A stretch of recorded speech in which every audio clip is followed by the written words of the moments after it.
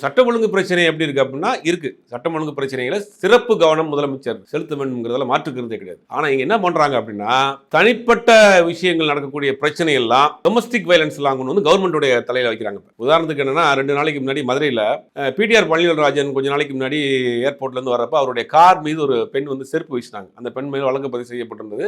அந்த பெண் வந்து வெட்டி கொலை செய்யப்படுறாங்க. அந்த வெட்டி கொலை செய்யப்பட்ட சம்பவத்தை என்ன பண்றாங்கன்னா இதோட கனெக்ட் பண்றாங்க. பிடிஆர் மீது செருப்பை இருந்த பெண் வந்து வெட்டி கொலை செய்யப்பட்டார். அதுக்கு பிறகு இன்வெஸ்டிகேட் பண்ணி பார்க்குறப்ப அவருடைய கணவனுடைய முதல் மனைவியினுடைய மகன் கொலை பண்ணியிருக்காங்க. அப்ப இது குடும்ப தகராறை வந்து அரசியல் ரீதியாக கொண்டு வராங்க. அப்ப தனிப்பட்ட தனி மனிதனுடைய பிரச்சனைகள் எல்லாம் வந்து அரசாங்கத்தினுடைய கொண்டு வராங்க. சில இன்னைக்கு வயதானவர் 2 பேர் ஈரோட்டில் தனியாக இருக்கிறப்ப வெட்டி கொலை செய்யப்பட்டிருக்கிறாங்கிற ஒரு சம்பவம் வருது. அதுக்கான இன்வெஸ்டிகேஷன் நடக்குது.